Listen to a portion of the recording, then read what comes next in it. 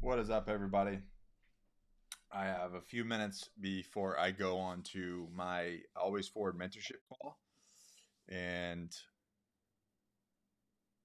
I did not post that. It's some sort of thing, but I will post this. Let me pull this up. Um, there we go. For those of you who want to jump in, but that is good. The challenge is going live, so um, there we go.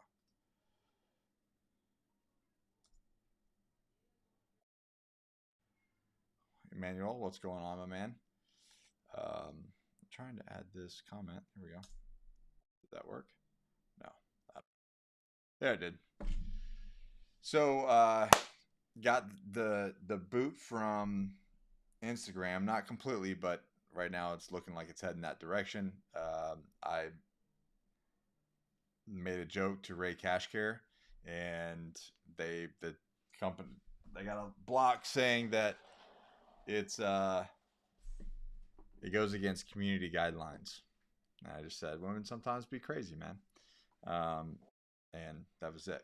So here we are. But yeah, I got a few minutes before my Always Forward mentorship call, the last call of the month, before we go into July. Matter of fact, we're going to close out the mentorship group as well. And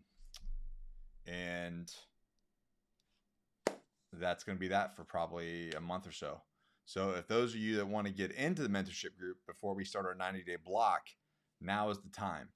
So that's one announcement. The other thing is the challenge, the 30-day Agoge challenge is kicking off. So we're doing that as well. And I don't want to hear anybody singing the blues. I got planned in my live as well.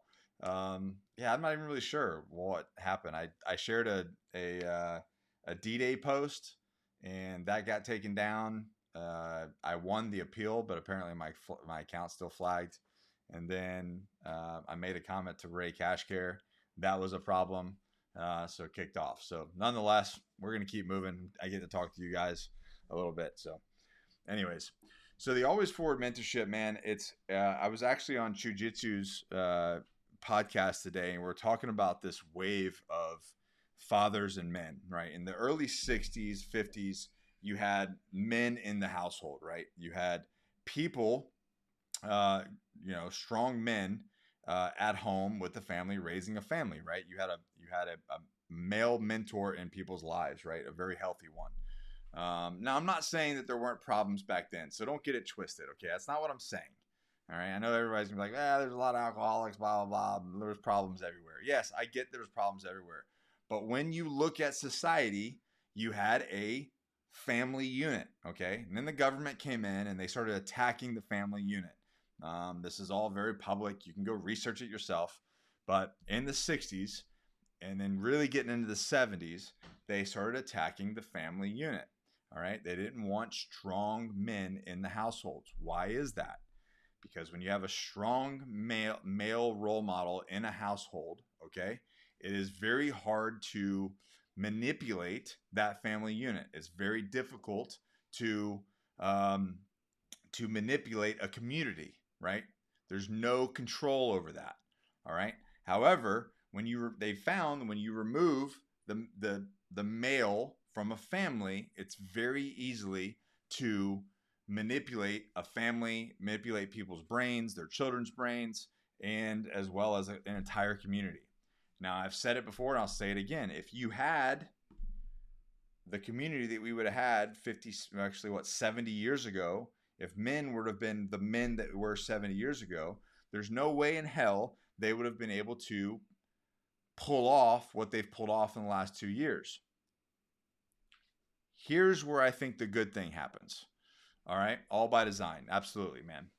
And it all falls apart, and all by design. Yeah, 100%. So this is where the good stuff starts to come into play. Okay, absolutely.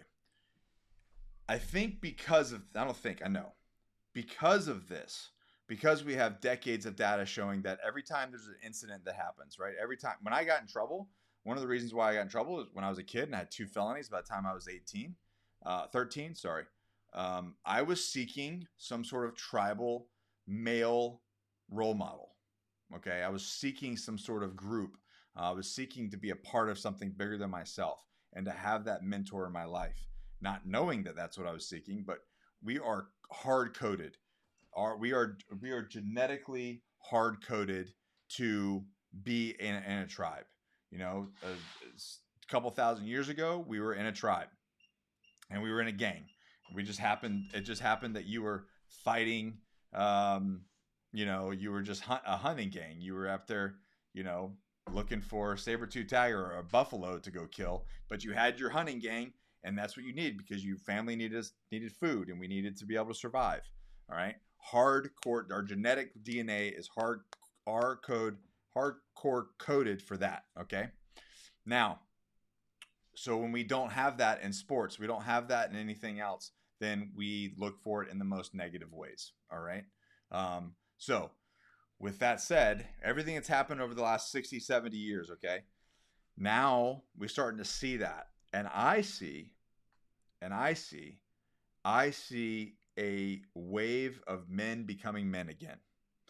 And I don't know if it's because we went so hardcore the other way in the last 2 years has really like shown what that looks like.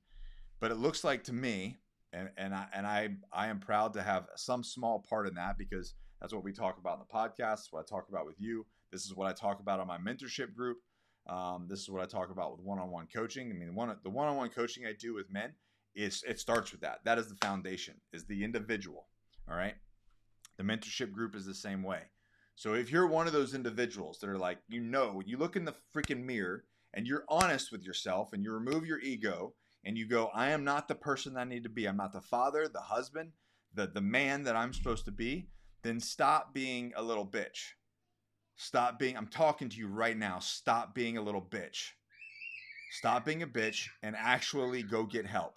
If you don't want my help, I will give you a list of men that they can go get mentorship from that will hold you accountable and will make you a better person. All right? At the end of the day, it is on you. Period. All right. I'm so sick of looking at these stories and getting these questions, and about the whole thing is like, what's holding you back? Me, myself, this. Like, well, if that's all it is, if yourself is the only thing standing in your way of being great or having a great life, what the hell, man? It's not some like mystical creature out, and you already know what it is. It's yourself. You're your own worst enemy. Well, what the fuck then? Like, let's go. Let's fucking do it. All right. So anyways, that's what the group's about. It's about moving the damn needle in your life, moving the damn needle in your fitness, your freaking belief system, your discipline, and then your why. The most important thing is your why. We're going to be talking a little bit about this today in my group. We're going to be talking a little bit about ego. We're going to be talking about getting out of your own head. This whole thing about like being perspective and all this kind of stuff. Like, I get it, man. It's like sometimes it's okay to take a look under the hood and get into your own brain and stuff. But man, I feel like the last several years, I mean, it's all it is. It's like, let me just go get in my brain and stay there. It's like, well, dude, how about we make some tangible freaking results? Let's do something that actually causes work, that makes our life better, instead of sitting around thinking about things all the time, having analysis paralysis. Let's get the fucking job done. You're fat, let's lose some weight. You're broke, let's work harder and make some money. Like, let's go. So anyways, that's it in a nutshell, guys. I'm going to prep. What questions you have for me? All right. We can talk about the Agoge Challenge. We can talk about the mentorship group. We can talk about the state of the union with men in this country. What do you got? Before I go, I'm all worked up. This is good, though. Get fired up before my call. Values, mortality, and accountability. That's the thing, man. I was talking to a business partner of mine today. If I love you and you're jacked up, if you're a male and I know you and you're jacked up, you're gonna get a call from me. If I like you, if I love you, I'm gonna tell you how much of a dipshit you're being and how you need to unfuck your life. because I think everybody tiptoes around. Well, I don't want to get involved. I don't want to say anything. I don't want to hurt somebody's feelings. If you like or love a person, why would you not hold them accountable and hurt their feelings for the betterment of them? If you see them going down a direction that's going to fuck them up, why would you hold back? Right? Why would you hold back? Why would you hold that information back if you truly love them? Does that make sense?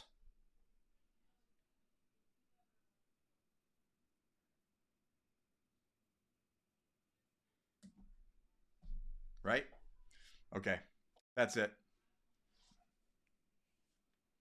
What do you think the key is to bring men back to society? It's a weird way to say that, but I think I know what you're talking about. I think it's ownership.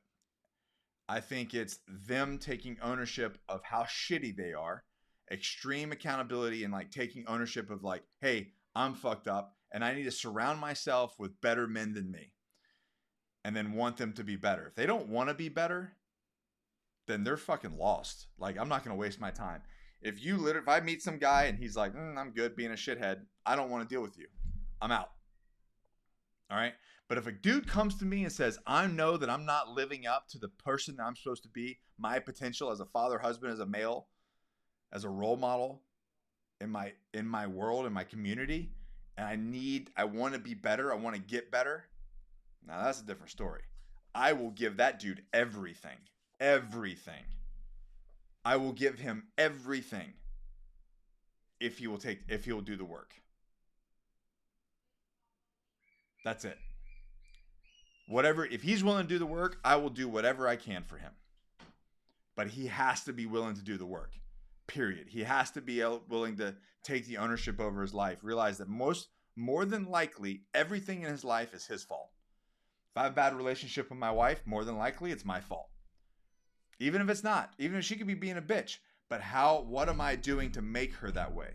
What have I done to not keep my word? What have I done wrong to where she feels a certain way, feels a certain reason to act a certain way? When I start peeling the layers back of everything, of every situation, more than likely, 99.9% of the time, it's your fucking fault. But we all don't want it to be, us. It's got to be something else. I'm not going to ever play the victim card. Ever. Every situation, I will go, what did I do to make this situation better? Or what did I not do that could have improved this situation? In every situation. Everyone. An employee does something stupid that I have no control over. It doesn't matter what it is. How did I fail them as a leader? How did I not educate them, inspire them to do better? And they made this poor decision. Make sense? It's always my fault. Always. And when you are ready to accept that information, then we can move forward.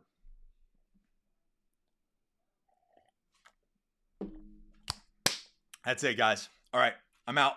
I appreciate you. I love you. If you are one of those guys that look in the mirror and go, I am not living up to my potential. I could be making more money. I could be doing more. I'm sitting on my ass.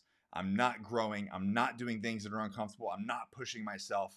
I've let the 5 pounds turn into 10 pounds that turned into 20 pounds. All right. I'm not moving forward in my life. I'm not being the role model. I want your kids aren't looking at you. If you look in the mirror, like, would I look up to myself? If you're not that fucking person, let's talk. Let's get in the Always Forward mentorship group.